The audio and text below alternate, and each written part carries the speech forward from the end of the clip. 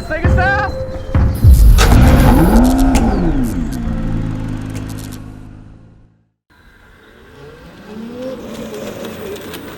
What is going on, guys? I hope you're having a fantastic day. If you're new to the channel, my name is Parker Nierenstein. This is Vehicle Virgins, and this is the Vanderhall Edison. So you guys remember I reviewed the Vanderhall Speedster, and honestly, I believe truly in my heart that this is the best sports car you can buy for under $25,000. That's right, guys. You can get a Vanderhall for $24,995, and it looks legitimately like a 1930s Packard Bentley race car. You know, the ones that look kind of, well, they look kind of exactly like this. Now there's a internal combustion powered one. It has this beautiful vented side exhaust pipe, and then there's the Edison, the new car that is fully electric. Not only does it turn heads, not only is it stylistically beautiful, it's all electric, it's sustainable, it's crazy fast, and it's really, really fun to drive. So right now, I'm gonna call a good buddy of mine, Daniel Boyer, the CMO of Vanderhall, put him on FaceTime, and do a little virtual review with you guys, me, and the Chief Marketing Officer. All right, guys, so I'm here with Daniel Boyer. I gotta say, I'm in love with this car, man. It's pretty cool. So for people who don't know what Vanderhall is, which hopefully should be no one after this video, to be honest, what is Vanderhall? How did it start? And I'm sitting right here on the Edison. Can you tell me and my audience a little bit about it? So yeah, Vanderhall Edison is really the third model for the Vanderhall lineup. We started with the Laguna, it's actually the fourth, but current model. Gotcha. And brought up our Vanderhall Venice, and then most recently released our Carmel, which is kind of a little more upscale, kind of return back to our Laguna. And then the Edison is a EV iteration of the Venice, giving individuals that opportunity to get out and kind of unplug and play rather than go fill up and play. Sure. So, I mean, having driven it, it's extremely exciting. I was kind of like really impressed. I wasn't sure what to think. Obviously, it's stunning. Thought it was super cool when you came out with an electric version, but didn't realize that it was going to handle extraordinarily well. So we talked prior, guys, listen to this.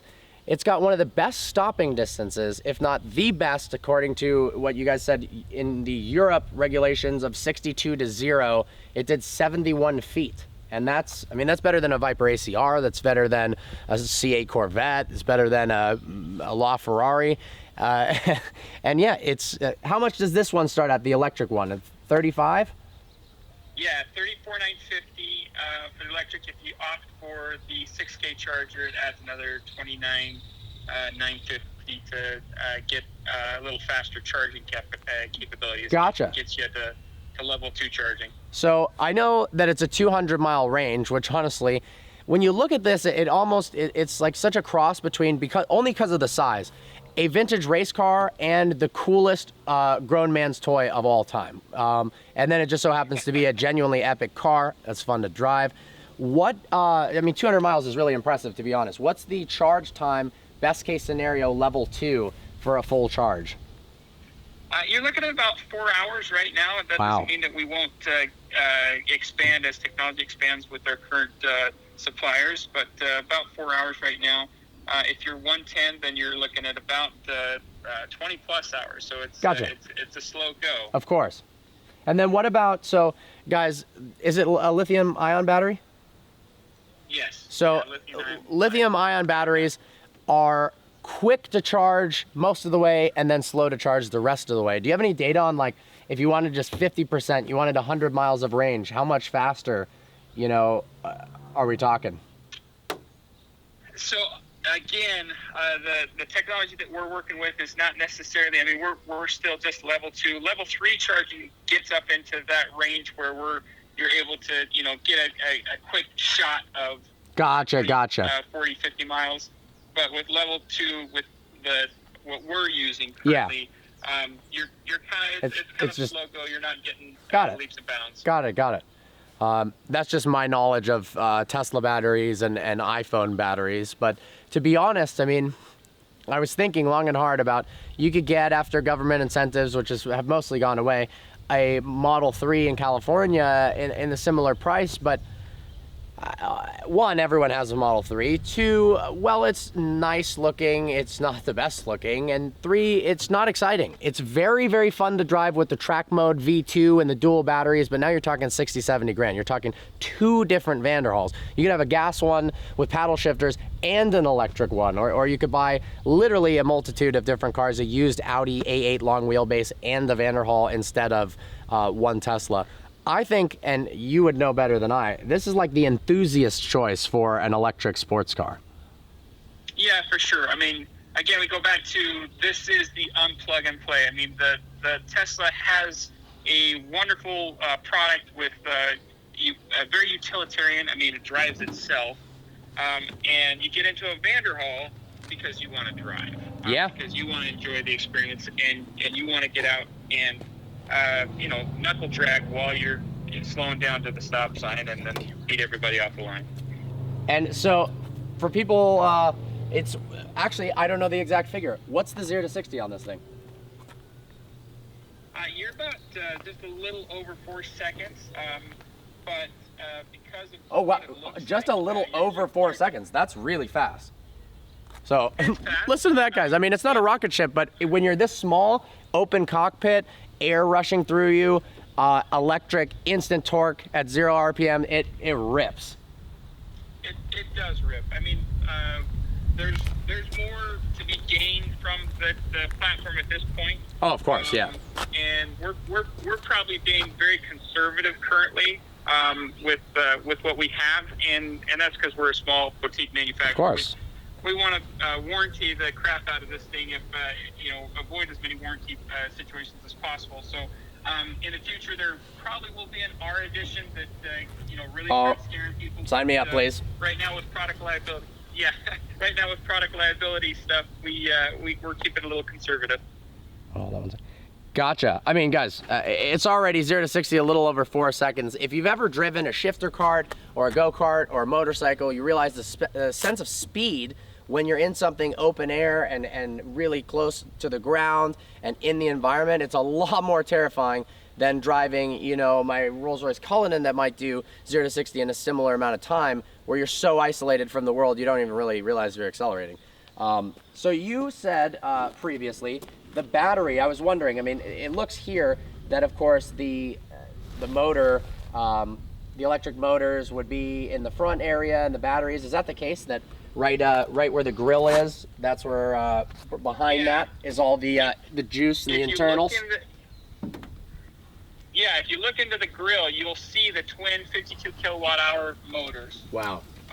Just on either side, and then they they have a gear reduction back to the axles, and then right between the axles is the 28.8 kilowatt hour lithium ion battery pack. Gotcha. And really what we did is we have, it's nice because this is the exact same chassis as our Venice. It has a different front clip, but in production, they come down the same assembly line, and instead of getting the turbocharged 4-cylinder engine, they get a Edison all-electric power pack. So very simplifies our process as a boutique manufacturer, really helps us stay streamlined and keep our pricing down. Absolutely. And then space-wise, for the future, how much more space is there, for people who are more familiar with Tesla, that has a 100 kilowatt hour battery? Is there space in this current, obviously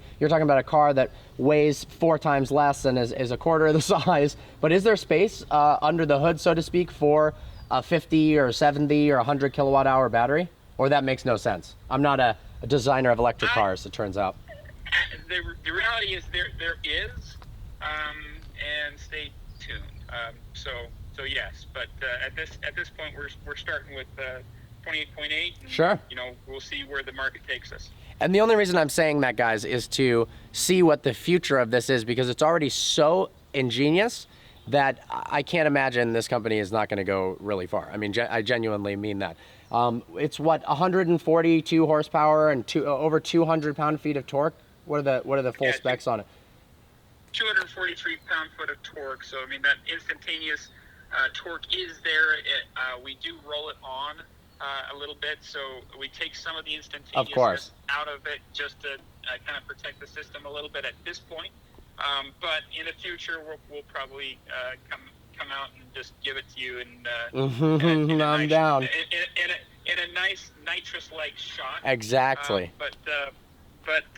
Yeah, no, it's for the platform, for the size, and for what the majority of our customers are using the product for.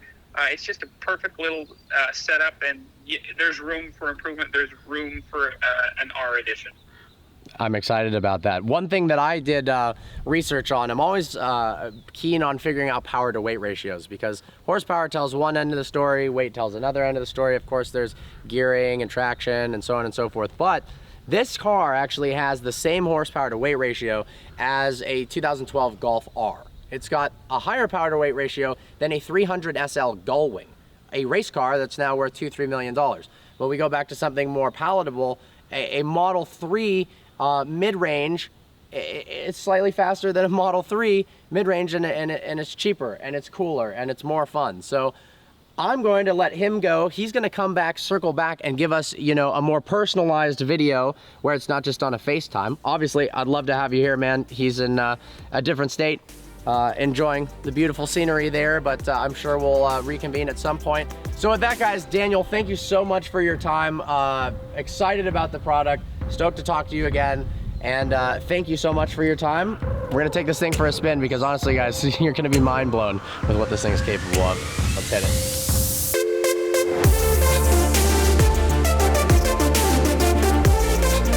All right, guys, time to drive the Edison. Put it into drive, and off we go. Oh, shit. This thing is fast. Oh. All right, yeah, it's intimidatingly fast in an awesome way. All right, guys, we are in the Edison. This thing is so dang cool. So yes, it's all electric, but it also makes some of the coolest sounds of any electric car I've ever been in. It's got this almost alien sound to it. It winds up and makes you know that it's fast, lets you know that something's happening. It's not just purely silent. And I actually enjoy it more than if the car was entirely silent. I think that's kind of boring, so to speak. But honestly, let's go ahead, head on a fun road. The driving dynamics of this car are legendary. So it's front wheel drive, it's not rear wheel drive. It's known as an auto cycle, which means it's neither a car or a motorcycle. It's its own form of classification, like a Polaris Slingshot, like a T-Rex. The difference between this and a Slingshot is that this is front wheel drive, the Slingshot's rear wheel drive. The benefit of front wheel drive, one, is having more weight in the front, there's better traction, and it actually allowed the car to have a narrower track. It's only 60 inches wide, and that makes it look a lot cooler. You know, if the tires have to be super, super wide because it's rear wheel drive, so you need grip in the front, there's not as much weight, then it's kind of too wide. The design is simple, it's beautiful, and I'm just so impressed with the car. In terms of driving dynamics, the steering is nice and light. Like I was saying, the brakes are unbelievably impressive. I mean, literally stopping distance at 71 feet from 60 to 0 or 62 to 0 is almost unheard of. It's actually the best. Europe classified this as the fastest stopping car of all time currently. And then at the same time, it's all electric, so you can cruise around town, not feel bad about polluting the environment, and you can kind of cruise around nicely and, I don't know, just chill.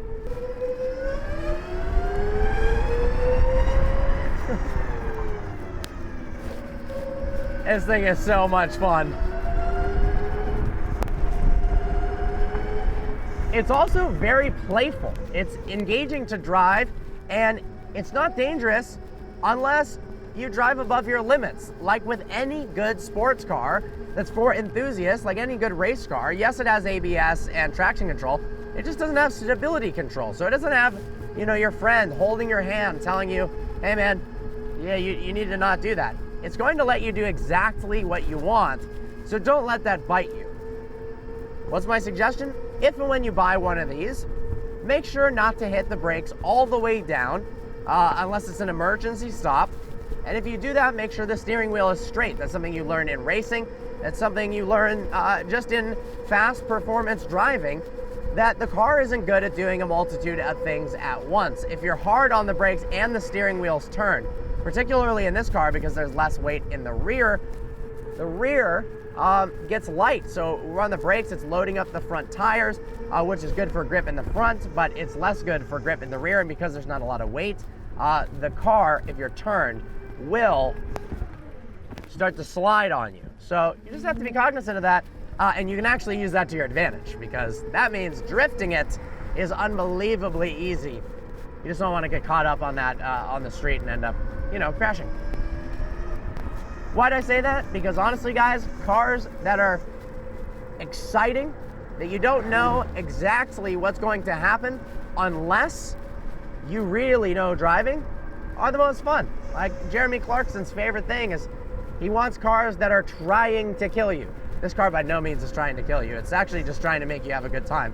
And it does a better job of that than any other car I know for 35 grand, and that's an absolute fact. So with that being said, I genuinely love this car. I would ultimately really consider buying one of these. The price point is unbelievable. It's convenient, it's electric, it's technology to its fullest, mixed with old school fun. And that's what makes it so unique. I'm gonna shut up now and let the Vanderhall speak for itself.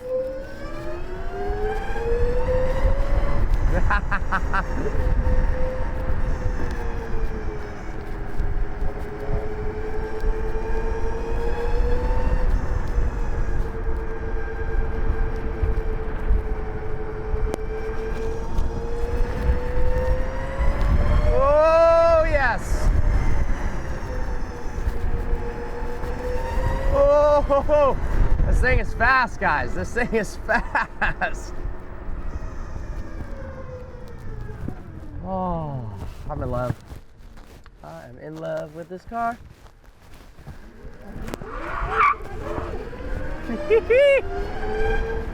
And what's better than being outdoors in nature, in the Malibu canyons, where I can literally touch the ground if I wanted to, which would be silly, smell the senses, and you get to be in touch with a lot of things you wouldn't actually see if I was driving really quickly in my McLaren or Ferrari.